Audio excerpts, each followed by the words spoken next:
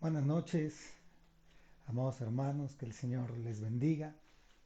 Es un gusto para mí una vez más poder estar aquí en esta oportunidad para poder compartir la palabra del Señor.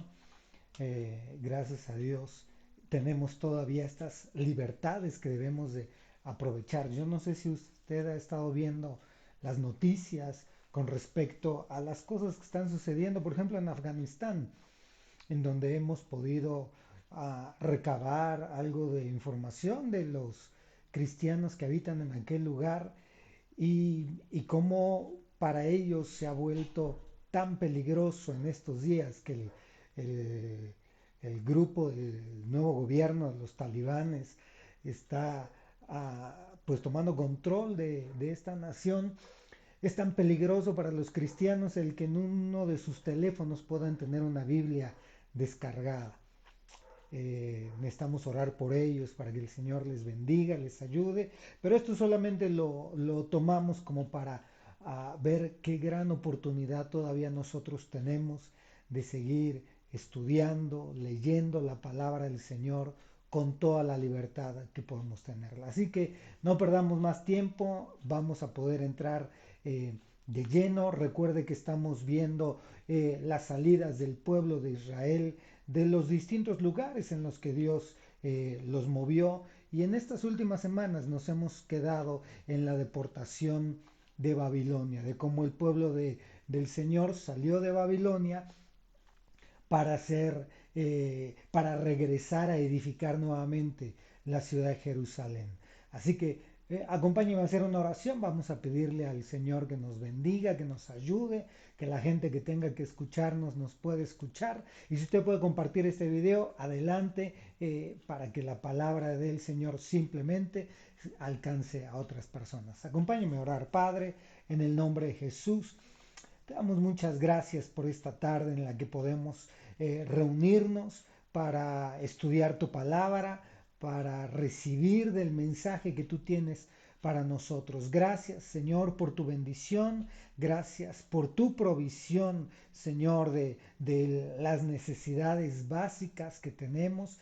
Y te estamos pidiendo en esta tarde que tú nos bendigas a través de tu palabra, que abras nuestro entendimiento, que tu presencia esté en medio nuestro, Señor, y que nos ayudes a poder verte a través de tu palabra, pero que tu palabra pueda ser ese refrigerio que nuestro cuerpo y nuestra alma necesita, y que hoy a través de tu palabra tú nos puedas hablar y nos puedas ministrar, nos puedas enseñar. Abrimos nuestros oídos, Señor, para que tú nos puedas hablar. Abre nuestro entendimiento, abre, Señor, esa capacidad, nuestros ojos espirituales, esa capacidad para poder ver debajo de la letra y poder entender, Señor, el mensaje que tú tienes para cada uno de nosotros. Pedimos que tomes control de nuestra vida, tomes control de este tiempo, de esta señal, y que tú nos guíes, Señor, y tu bendición esté con nosotros. Te lo pedimos en el nombre de Jesús, y te damos muchas gracias por estar con nosotros. Amén y amén. Muy bien, vamos a dar inicio. Quiero ponerle en contexto. Si usted recuerda, voy a utilizar aquí el pizarrón.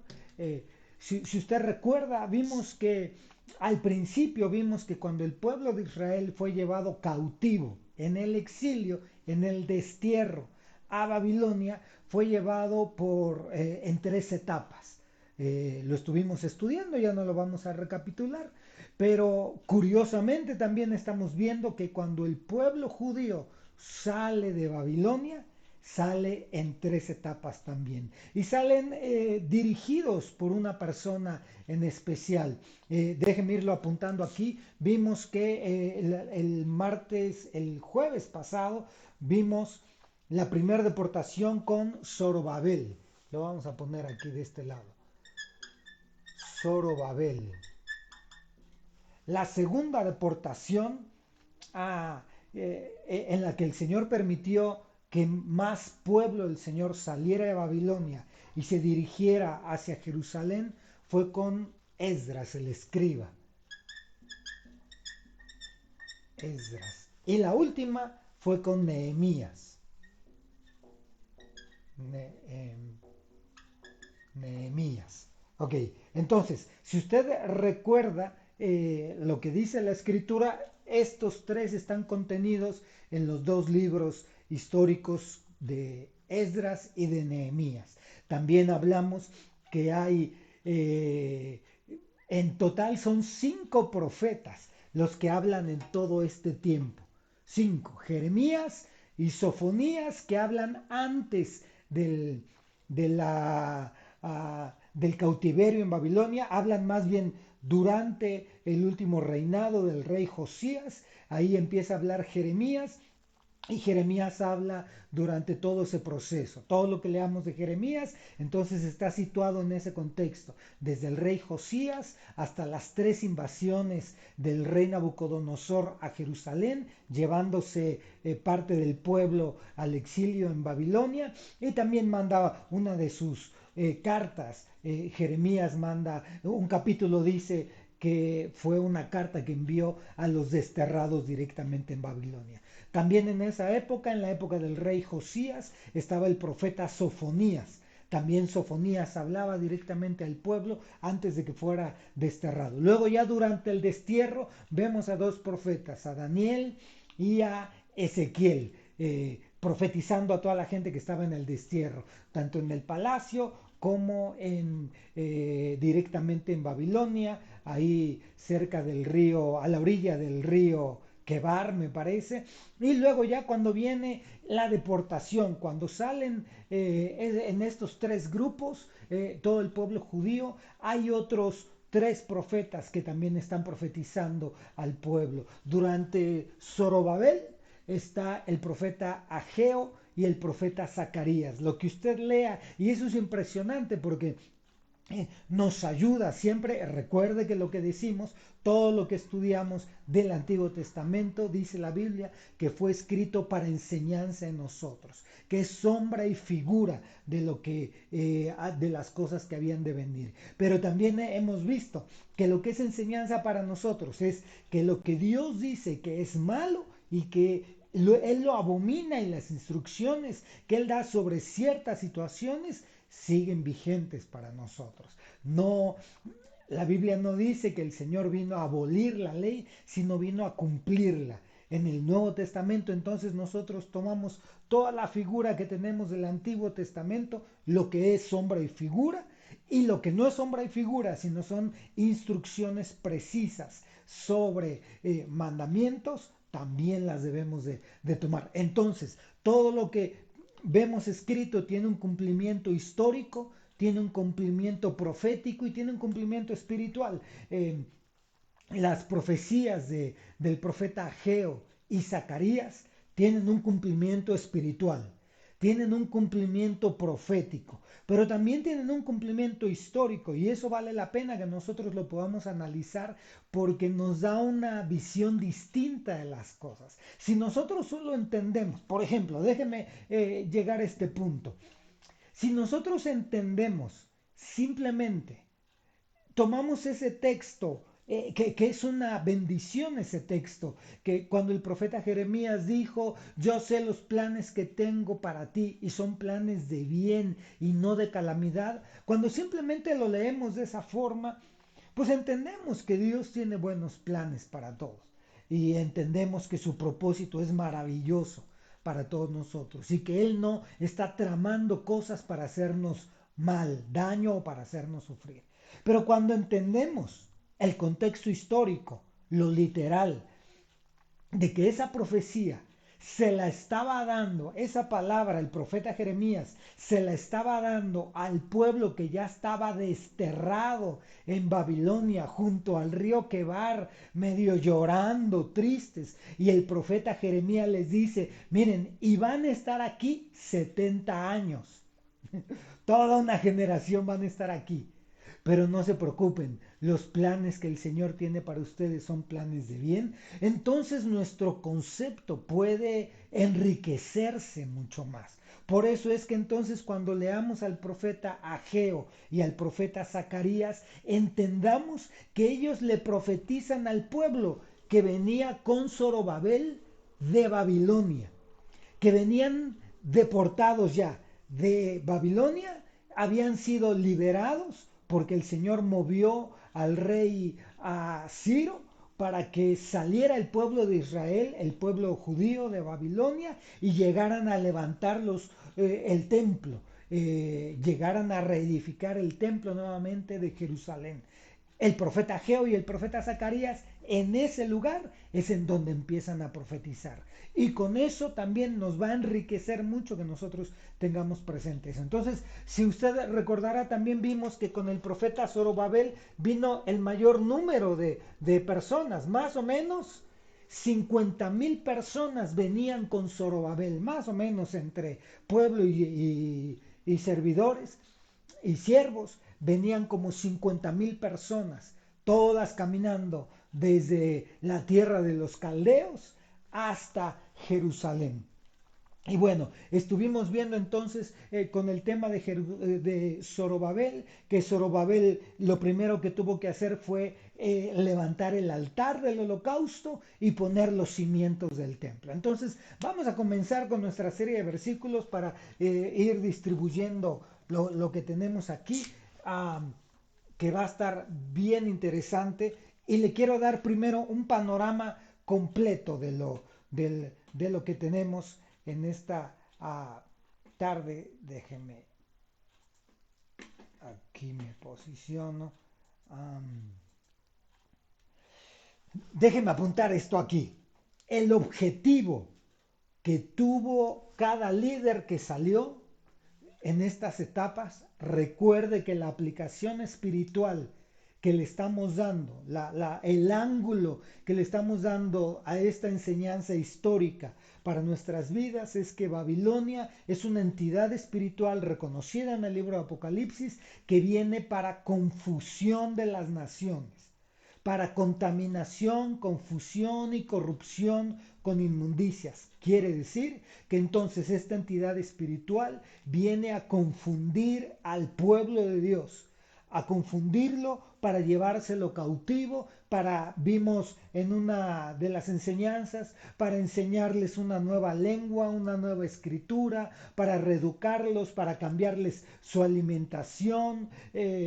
Eso lo vimos con el profeta Daniel. Entonces, Babilonia viene a tratar de confundir todo eso, a tratar de reeducar, a que a lo malo le llamen bueno, a lo bueno le llamen malo, a que lo que antes era de asombro y de espanto, hoy es natural, a que lo que antes reconocía a ese pueblo de Dios, que era importante, ahora ya no es importante. En fin, todo eso lo vemos con esta entidad espiritual. Y esta entidad espiritual entonces logra una contaminación que cuando uno logra salir de ahí por misericordia y mandato de Dios, es decir, que el Señor dice hasta aquí y hay que salir de Babilonia, hay como 3 etapas en las que uno sale y hay un objetivo en esas etapas. Entonces, déjeme apuntarlo aquí, ese objetivo.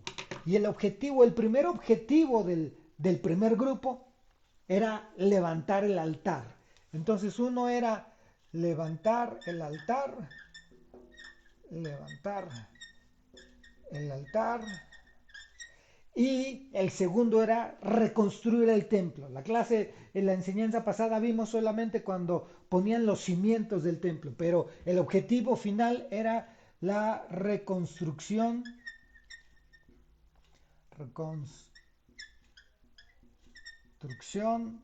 del templo. Tanto así que el templo que ya se encontraron posteriormente los griegos que iban a destruir y todo eso, ya no era el templo de Salomón, era el templo de Zorobabel. Luego, Esdras. ¿Cuál era el objetivo de la salida de Esdras? Estoy dando el resumen de todo lo que vamos a ver hoy y seguramente la siguiente enseñanza, y ahorita vamos a entrar a detalle. Esdras, déjeme, lo pongo, la restauración, vamos a ponerle así, restauración de la ley. Volver a las escrituras. A eso salió Esdras, para que el pueblo volviera a las escrituras. Y Nehemías salió también con un objetivo. Y su objetivo era levantar los muros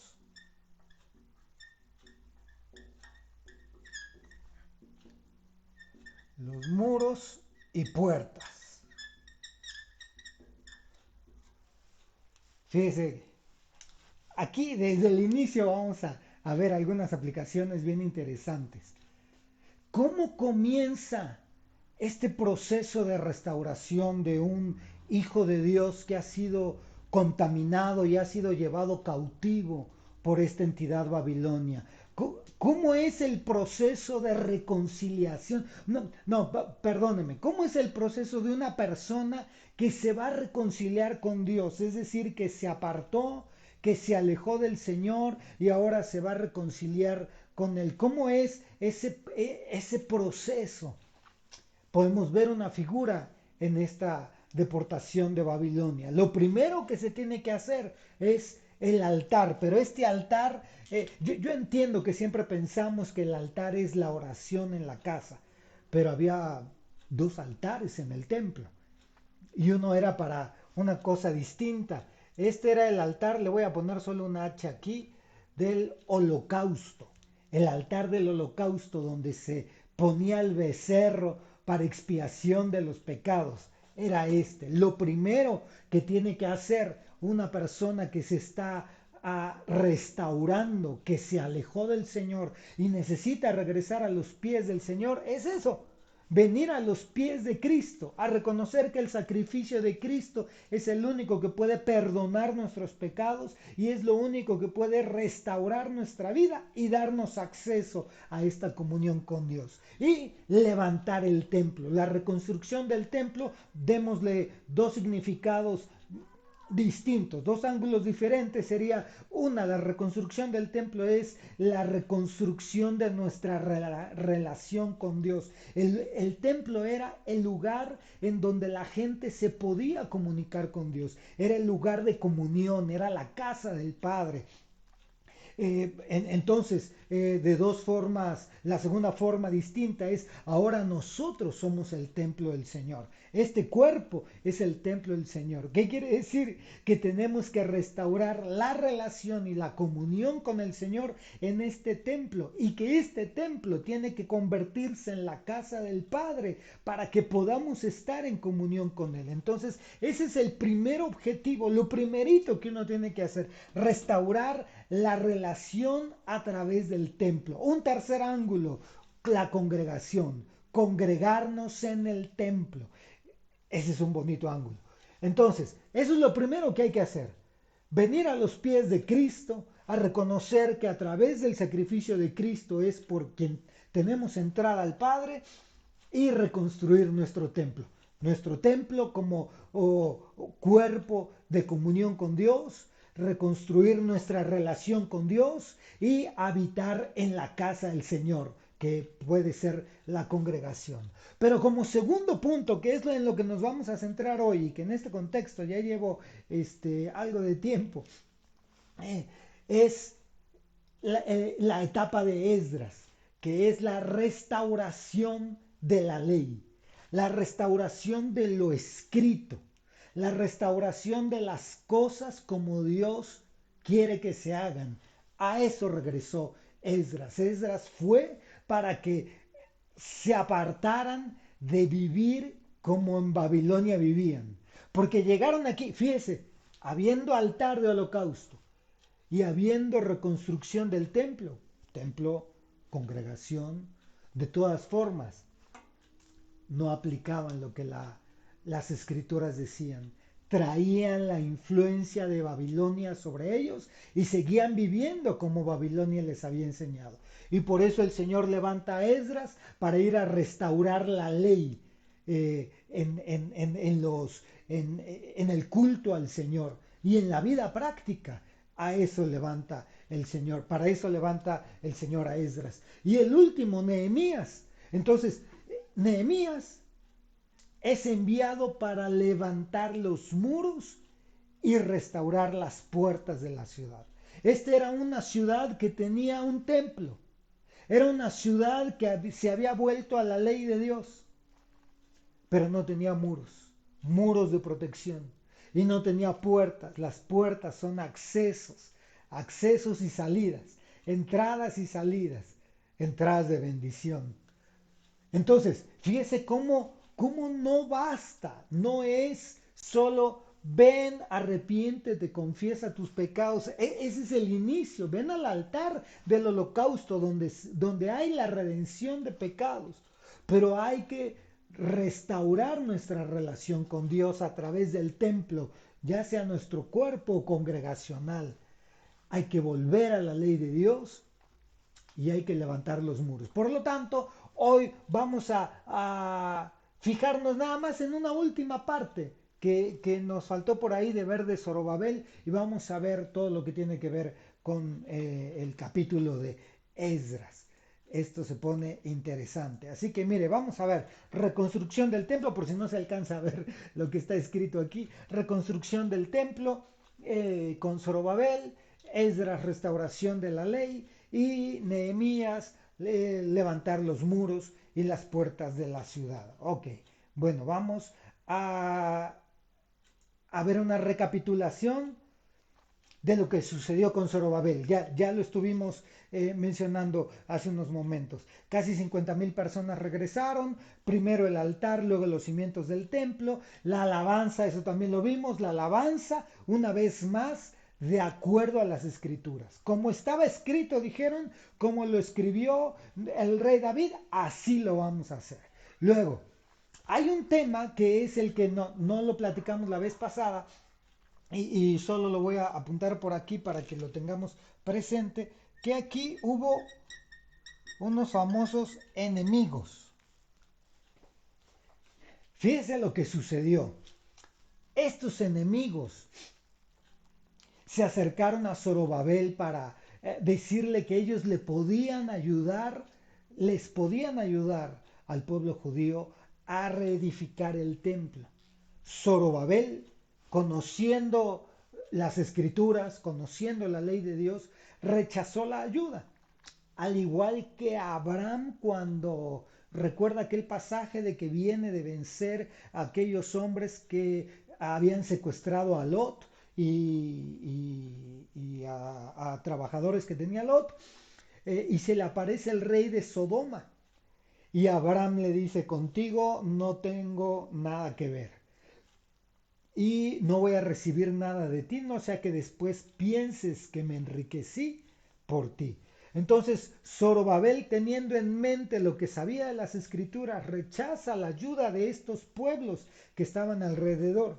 Usted sabe quiénes eran esos pueblos que estaban alrededor, quién habitaba la tierra de Canaán, la tierra prometida, ¿se acuerda? Todos los cananeos que no fueron vencidos en el tiempo de la conquista, volvieron a levantarse. Ahí habitaban una vez más el Ebeo, el Gergeseo, el Fereseo. Y en Samaria, arriba, al norte de la nación, de la tierra prometida, los sirios habían avanzado mucho en desaparecer a todo el reino del norte de Israel, a las 10 tribus que estaban al norte.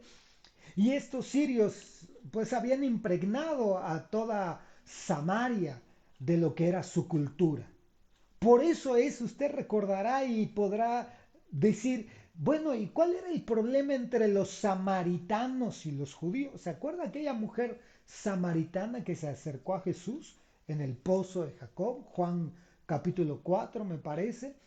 Y esta mujer le dijo al Señor Jesús, yo sé que no nos llevamos. Y bueno, pues uno entiende y dice, bueno, la palabra así lo dice y pues bueno, así lo dejamos. Eh, pero el por qué dice no nos llevamos. Y es que los samaritanos venían de Samaria. Y Samaria era esta ciudad que antes había sido el pueblo de Israel y ahora era una ciudad invadida por los asirios y que ya era una mezcla de distintas naciones, razas, y que estaban siendo enemigos en esta época, eran enemigos del pueblo judío. Bueno, entonces los enemigos vienen y le dicen a Zorobabel, te vamos a ayudar a construir el templo. Si Zorobabel lo rechazó es porque lo decía la ley, y si la ley lo dice es porque había algo que no era del todo correcto. Entonces estos enemigos, usted recordará, lo mencionan Esdras, aquí en la presentación dice del capítulo 1 al capítulo 6, estos enemigos van y le ponen un 4 al pueblo del Señor. Le escriben, se juntan algunos de las ciudades vecinas y le escriben al rey Darío. Ya acuérdese que Zorobabel salió con el rey Ciro, pero en esta estancia entró el rey Darío y le escriben al rey Darío, le hacen una carta y le dicen, y fíjese nada más, ¿cómo funciona este tema de la acusación? Le dicen estos enemigos al rey Darío, rey, busca en los archivos, abre ahí la nube, entra a los archivos y busca los antecedentes de estos. Este es un pueblo rebelde, es un pueblo desenfrenado, que cuando se levanta se pierden, ni caso le hacen a su Dios, se pierden y no se sujetan a nadie y causan muchos problemas.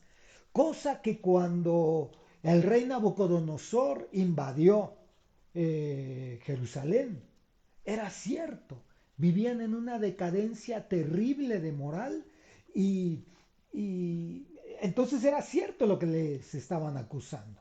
Cuando el rey Darío escucha todo esto, dice, no, bueno, sí, a lo mejor estos hombres se quieren rebelar, así que los vamos a detener en lo que están construyendo. Y la construcción del templo de Zorobabel se detiene. Hay una discrepancia entre varios historiadores, pero pues de menos dos, tres concuerdan en que se detuvo por 16 años, otros mencionan una cantidad muy pequeña de años que se detuvo la reconstrucción del templo, pero el chiste es que se detuvo la reconstrucción del templo. Ya no siguió construyendo Zorobabel el templo. Zorobabel era el rey de Judá y tenía a su lado a un sacerdote que era Jesúa, hijo de Josadac. Y entonces tenían esto, ya recuerda, el rey y sacerdote. El rey era Zorobabel, Jesúa era el sacerdote.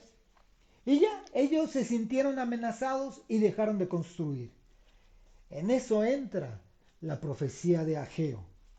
Y Ageo viene a hablar duramente contra el pueblo de Israel. Y les dice cómo ellos vivían. Usa esta palabra, Ageo. Ageo es un libro muy pequeño, lo puede leer en menos de una hora, lo puede leer. Ageo usa esta palabra. Ustedes habitan en casas artesonadas y mi templo está destruido. Es decir, ¿cuál era el objetivo de la salida de Zorobabel y de todo el pueblo, los 50,000? Reconstruir el templo. Cuando escucharon que el enemigo se levantó contra ellos, les dio temor y dejaron de construir.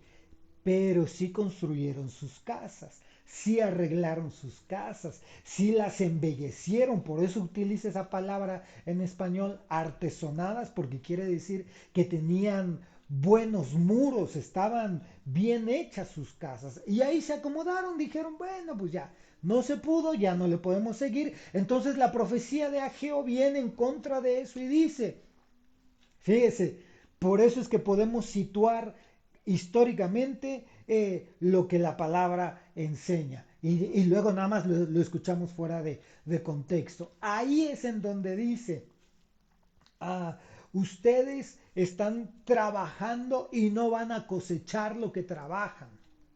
Ustedes obtienen un salario y es como que caigan en una bolsa rota porque se han olvidado de mi templo.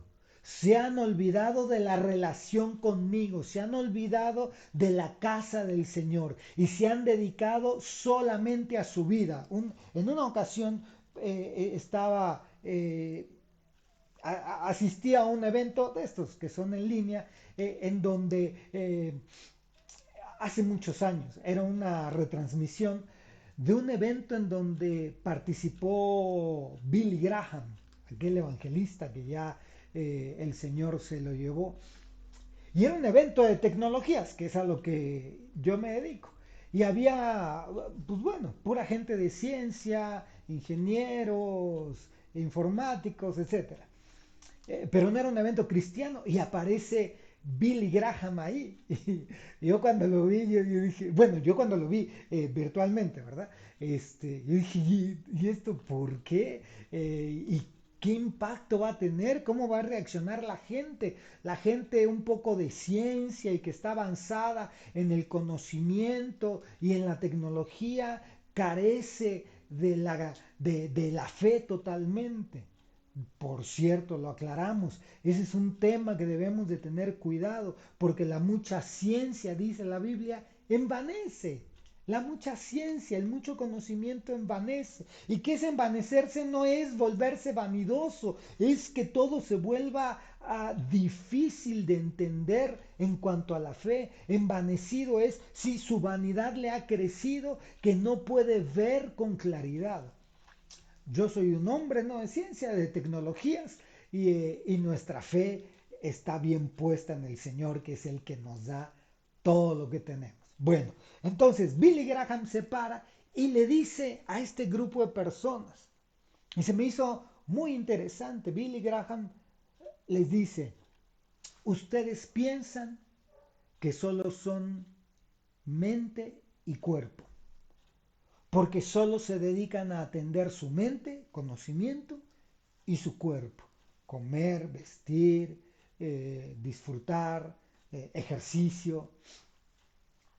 Y se me quedó muy grabado porque esto que habla el profeta Ageo le dice al pueblo judío, ustedes ya son libres, ya salieron del cautiverio de Babilonia, ya no tienen la bota que los oprime, pero se olvidaron de la relación con Dios. Ya no hay templo, ya no hay casa para buscar al Señor.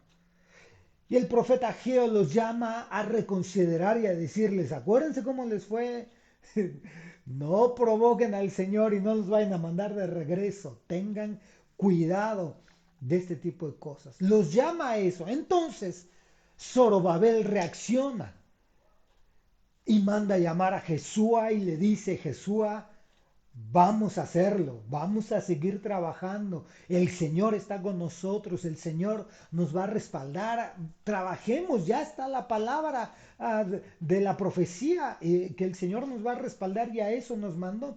Entonces Zorobabel y Jesúa se ponen de acuerdo con todo el pueblo y comienzan la reconstrucción del templo. Cuando los enemigos se dan cuenta de esto, vuelven otra vuelta con el rey Darío a informarle lo que estaba pasando, pero ahora el rey Darío recibe la información y la recibe también de otras personas preguntando por qué estaban reconstruyendo el templo si la instrucción del rey había sido otra.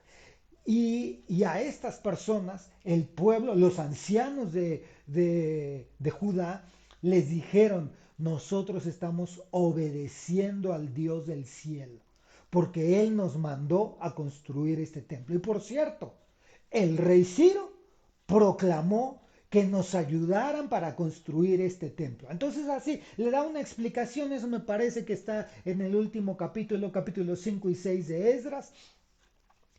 Y entonces el rey Darío le llama la atención eso, pide que busquen el rollo donde estaba escrito acerca de eso, encuentra el decreto de Darío y ahora él emite otro decreto diciendo, pues ayúdenles y que nadie les haga daño, que nadie se meta con ellos, que los dejen reconstruir el templo y así es como lo logran levantar una vez más el templo con la ayuda también del rey Darío.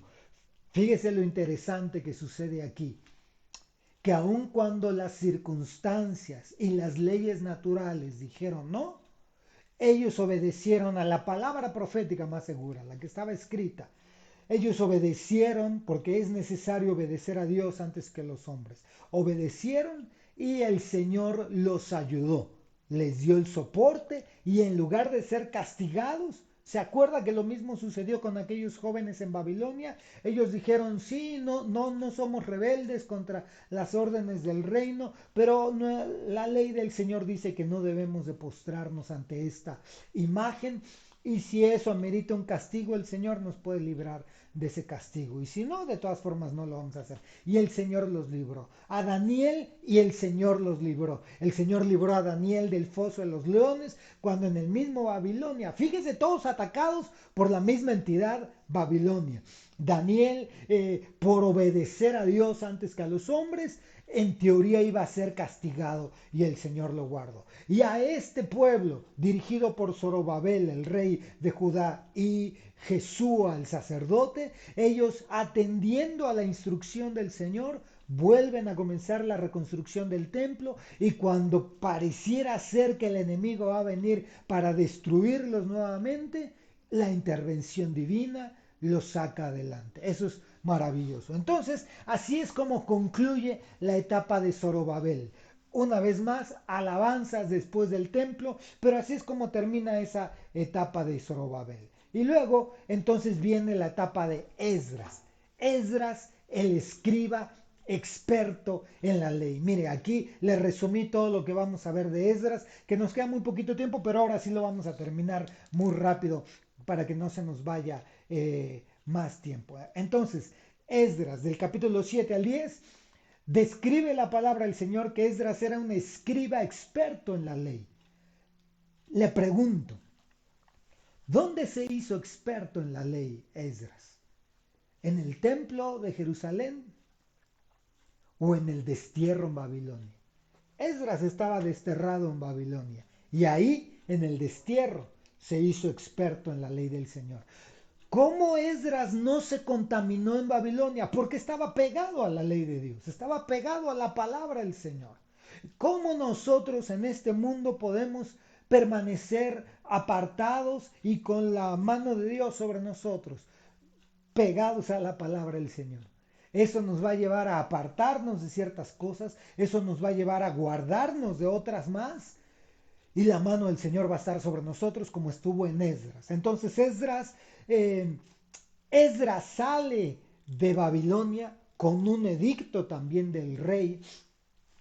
Cabe señalar que históricamente se cree que hay un rey que le llama a la Biblia Jerjes y Artajerjes, hay otro rey que es el que posiblemente sea el rey Asuero, del que habla el libro de Esther. Históricamente es lo que las conclusiones a las que llegamos, que Asuero del libro de Esther era uno de los reyes en Babilonia. Entonces, cuando Esdras sale de Babilonia, sale junto con el pueblo, pero este pueblo ya era, sí era pueblo, o me refiero a que sí era cualquier tipo de personas, pero principalmente Esdras sale con sacerdotes. En una de esas, Esdras se detiene en el camino, ya cuando iban hacia Jerusalén, y pregunta y se da cuenta que no había ningún levita entre ellos.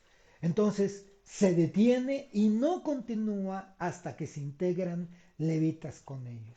Gente del pueblo, gente del servicio de la casa del Señor. Por eso era importante. Entonces, otra cosa que llevaba Esdras. Esdras es dotado de mucho oro, de mucha plata. El edicto, el decreto nuevamente del rey de Babilonia, del rey persa, fue que le dieran todo lo que Esdras quisiera en cuanto a provisión, oro, plata, ganado, para ir y ofrecerlo al Señor en el nuevo templo, porque el rey de Babilonia también, o el rey persa, también decía, llévalo y ofrécelo al Señor tu Dios, al Dios del cielo, y pues de paso le pides que nos eche su bendición. Bueno, eso era como pensaba el rey persa. Entonces, Esdras se lleva todo el oro, o bueno, lleva mucho oro, plata, ofrendas para la casa del Señor. Ok. Y Esdras tiene una posición dentro del pueblo de intercesor y de maestro y de sacerdote. Manda llamar al pueblo para que el pueblo recapacite. Vamos a ver los versículos bíblicos que nos acompañan en esto. Entonces dice Esdras capítulo 7 versículo 6. Este Esdras subió de Babilonia y era escriba experto en la ley de Moisés, que el Señor Dios de Israel había dado. Y el Señor le concedió todo lo que pedía, porque la mano del Señor su Dios estaba sobre él. Fíjense qué hermoso. Versículo 10. Ya que Esdras había dedicado su corazón a estudiar la ley del Señor y a practicarla y a enseñar sus estatutos y ordenanzas en Israel. Entonces, fíjense qué importante era la actitud de este líder. Vamos a verlo como líder, y como líder la figura que nos aplica es líder en el hogar, líder en la iglesia, líder en los trabajos, líder con los hijos. Esdras había dedicado su corazón a estudiar la ley del Señor. Había dedicado a estudiar. Se había dedicado a practicar y a enseñar. ¿Se da cuenta del proceso? Estudio, practico y enseño. Ok, no puedo practicar lo que no he estudiado. No puedo enseñar lo que no he practicado. Es una línea que Esdras llevó a Israel. Entonces, lo vamos a apuntar aquí. Esdras estudió, Esdras practicó y Esdras enseñó.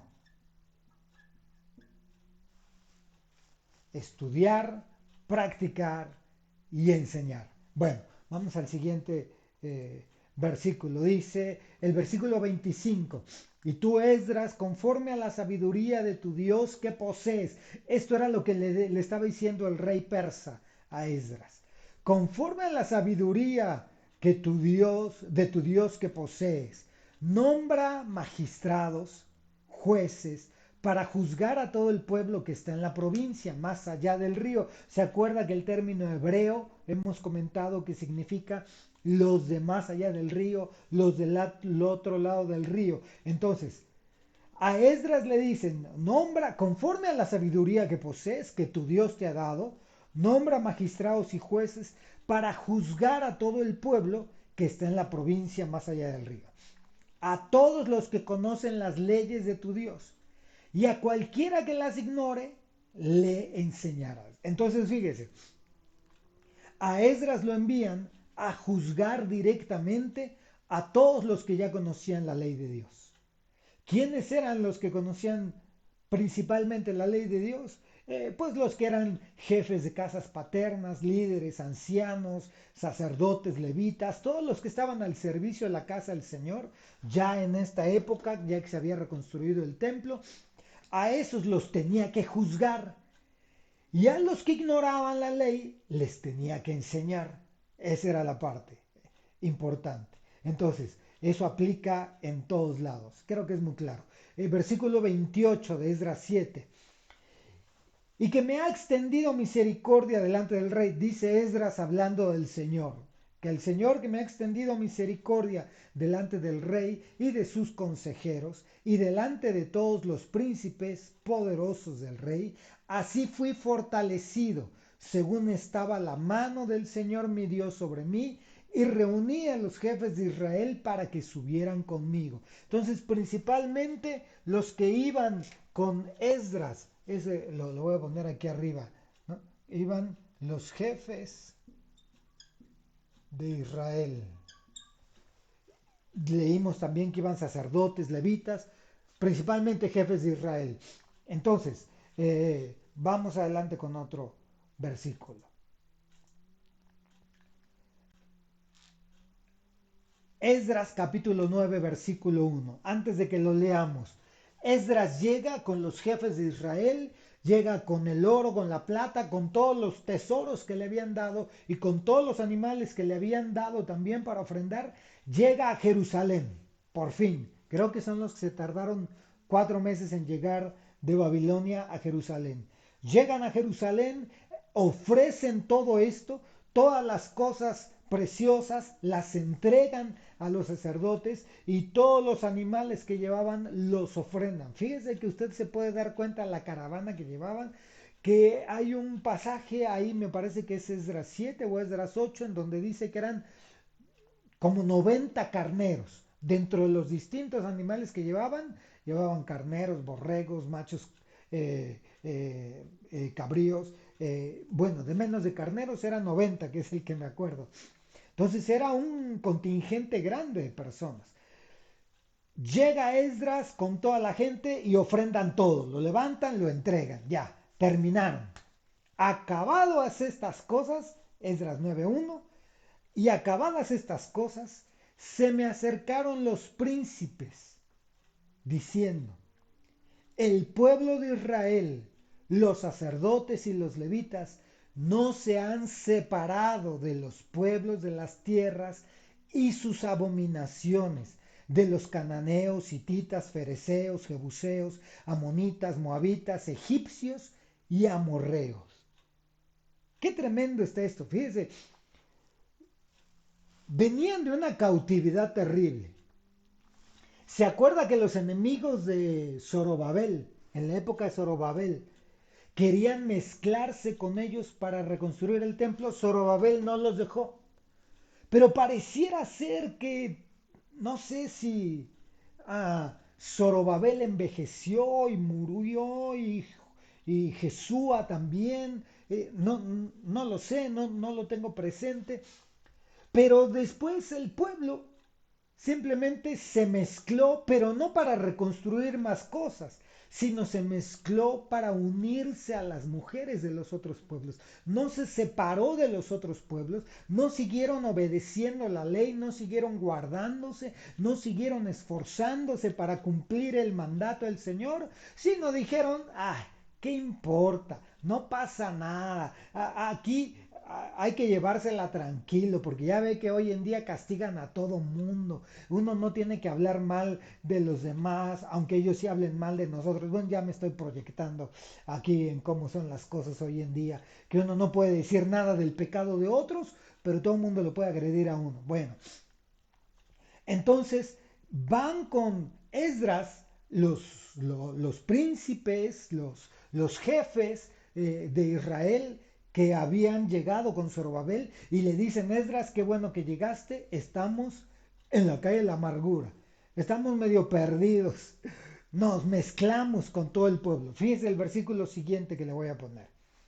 Versículos del 13 al 14. Y después de todo lo que nos ha sobrevenido a causa de nuestras malas obras y nuestra gran culpa. Bueno, antes de leerle este versículo, déjeme decirle el contexto de esto. Entonces, le llevan este caso a Esdras. Le dicen, mira Esdras, el pueblo se ha contaminado con los demás pueblos. No nos hemos guardado. De hecho, hay mujeres de los otros pueblos y con hijos aquí. Y pues parece ser que hasta los principales son los líderes, los que se han mezclado con mujeres de otros lugares. Eso le provoca a Esdras una confusión tal que dice la Biblia que Esdras se queda así todo confundido un buen tiempo.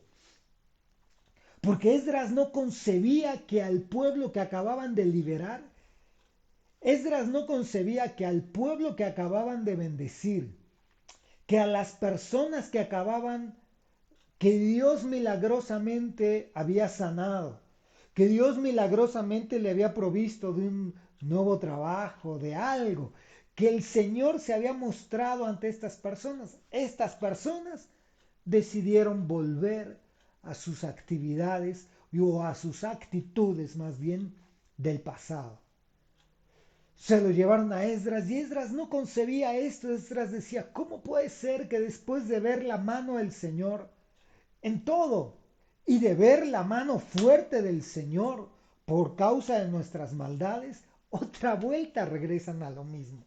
Entonces dice aquí Y después de todo lo que nos ha sobrevenido a causa de nuestras malas obras, la caída de Jerusalén, el destierro en Babilonia y nuestra gran culpa, puesto que tú, nuestro Dios, nos has pagado menos de lo que nuestras iniquidades merecen. Y no nos has dado un remanente que ha escapado como este. O sea, aparte de todo, nos dio la oportunidad de escapar de la situación que estábamos viviendo. Usted puede ir haciendo la interpretación, vaya viendo la interpretación histórica, lo que yo le estoy platicando, pero la interpretación espiritual es lo que va con nuestra vida.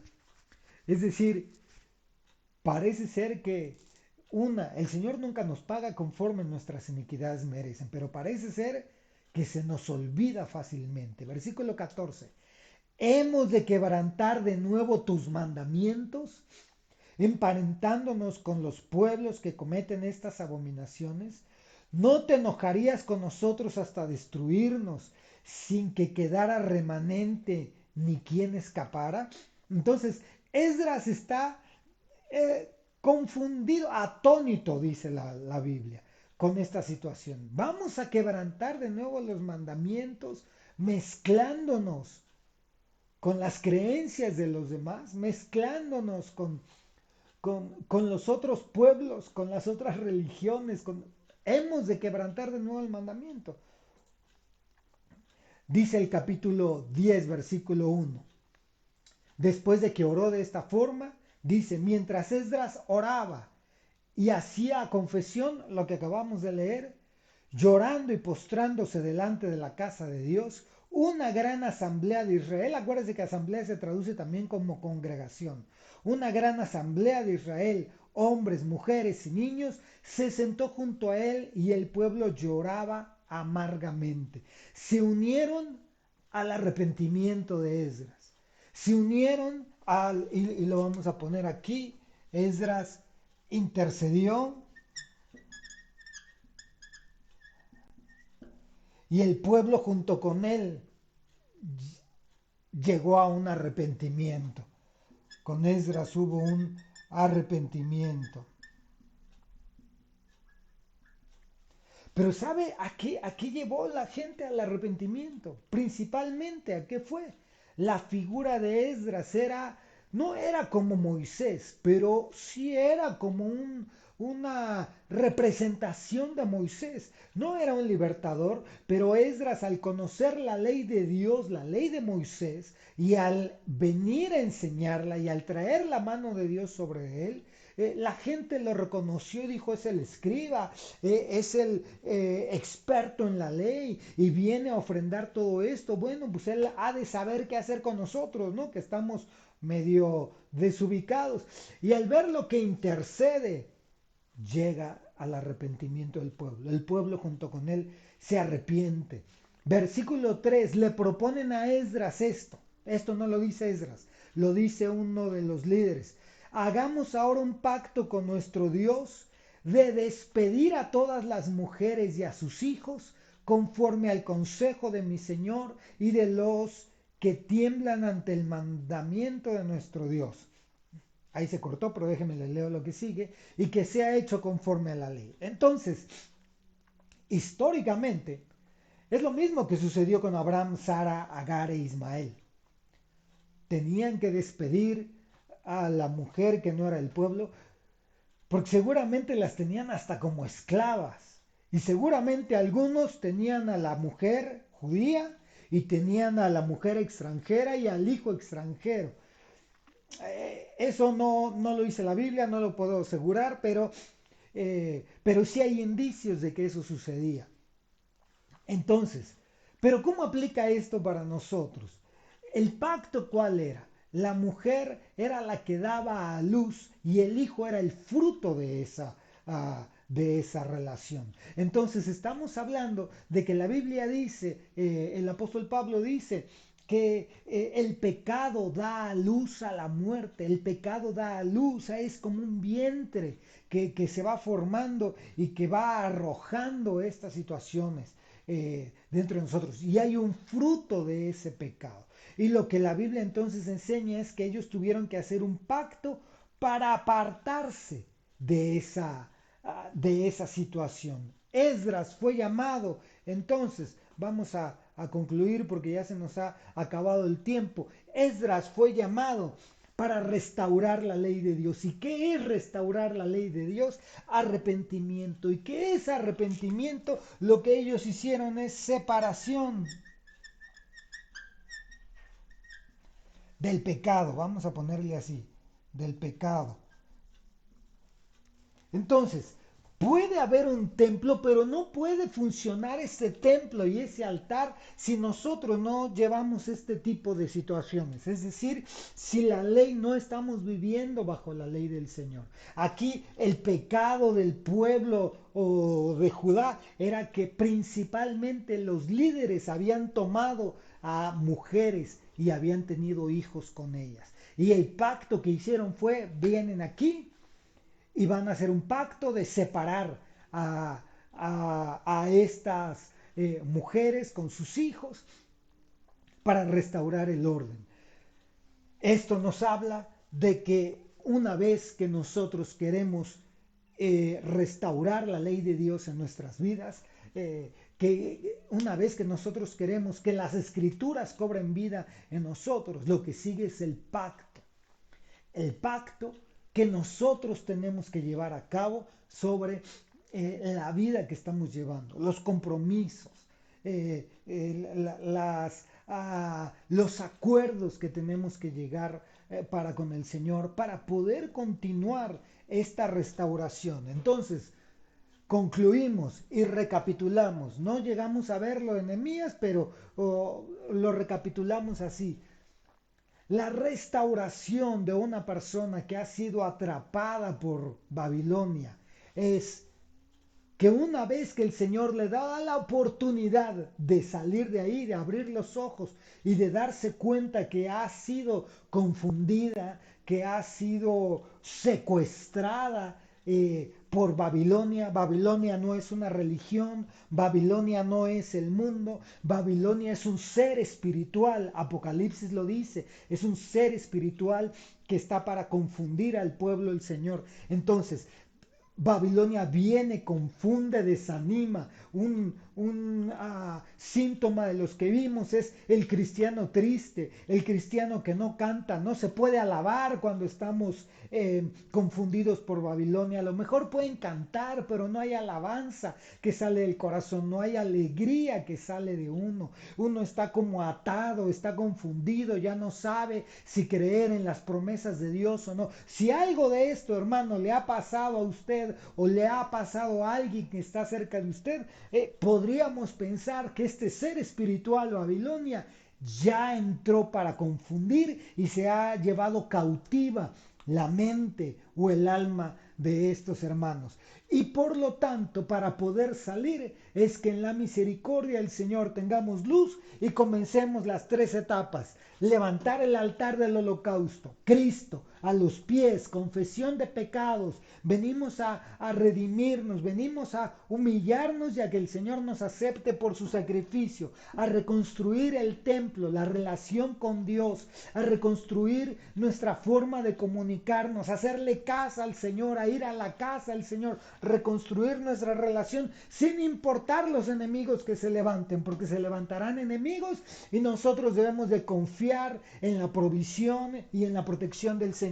Luego, restaurar la ley de Dios en nuestras vidas. Fíjense que no es al revés, no es voy a comenzar a aplicar la ley de Dios, a como a portarme bien y luego hago esto. No, lo primero es ven al altar del holocausto, muere ahí en el holocausto. Dice la Biblia que crucificados con Cristo. Ahí es en donde uno se crucifica con Cristo. Entonces, ese es el orden, el altar, la reconstrucción del templo, restaurar la ley del Señor en nuestras vidas, permitir que la ley de Dios se cumpla en nuestras vidas. Y si ha habido algún resultado del pecado en nuestras vidas, separarlo, echarlo fuera de nuestras vidas, porque sólo así vamos a poder continuar para levantar los muros y las puertas. Esto está en un sentido espiritual, es maravilloso porque los muros es una protección estable, constante y duradera. Y las puertas son para entrar y salir. Se recuerda que la Biblia dice que Jesús dijo, yo soy la puerta, el que por mí entra. Entonces hay distintas puertas, la fe es una puerta, Cristo es una puerta, tenemos puertas de bendición. Bueno, y acá eran 12 puertas. Sí, creo que eran, no recuerdo el número, discúlpeme ahí, no estoy seguro. Pero entonces, para llegar a eso necesitamos estudiar, practicar y enseñar. Si yo estudio y practico, me hace falta una más, es enseñar. A lo mejor no me voy a poner como un maestro, me voy a poner a explicar, pero sí le puedo enseñar a alguien más mi testimonio. Con mi testimonio estoy enseñando la palabra del Señor. Amén y amén. Vamos a detenernos ahí, que ya nos avanzó demasiado el tiempo. Y pues bueno, nos vemos el próximo jueves. Vamos a ver el último punto de las salidas del pueblo con la deportación de Nehemías. Nehemías es muy interesante, no más interesante que esto, pero es la conclusión. Así que si puede compartirle a alguien, no se lo pierda. Los videos aquí se quedan. Les recordamos ahí nuestras redes sociales, YouTube y Facebook, para que pueda tener acceso a esta información. Acompáñenme a hacer una oración para despedirnos. Padre, en el nombre de Jesús te agradecemos por este privilegio que hemos tenido de escudriñar tu palabra. A través de la historia hemos visto las grandes cosas que tú has hecho y también las actitudes que tu pueblo tuvo para contigo, para con la ley de Dios, para con la ley que les dejaste. Y eso nos sirve a nosotros de enseñanza, Señor. Y hoy queremos considerarla, queremos tomarla en cuenta y queremos pedirte, ayúdanos, Señor. Ayúdanos para este recorrido que hemos estado haciendo, lo tengamos presente, para que si en alguna ocasión nosotros llegamos a caer en las manos de esta entidad diabólica llamada Babilonia, o si desafortunadamente estamos en sus garras, danos la oportunidad de tener el entendimiento y de poder salir de ese lugar. Danos la oportunidad de podernos levantarnos y subir a nuestra Jerusalén celestial. Danos la oportunidad de poder ser líderes de esta cautividad y llegar a nuestra Jerusalén celestial para comenzar a levantar el altar y a reconstruir nuestro templo para después vigilar que la ley de Dios, que toda la escritura se cumpla en nuestra vida. En el nombre de Jesús te lo pedimos. Oramos, Señor, para que tú nos ayudes, para que nos des de tu sabiduría, para que nos des, Padre, de tu unción para poder lograr esto. Te lo pedimos en el nombre de Jesús y te damos gracias. Gracias porque eres bueno, por tu misericordia, por estar con nosotros. Bendice a cada uno de mis hermanos que estuvo presente en este estudio y permite que podamos vernos el próximo jueves, 7:30 de la noche. En el nombre de Cristo Jesús, amén y amén. Que el Señor les bendiga.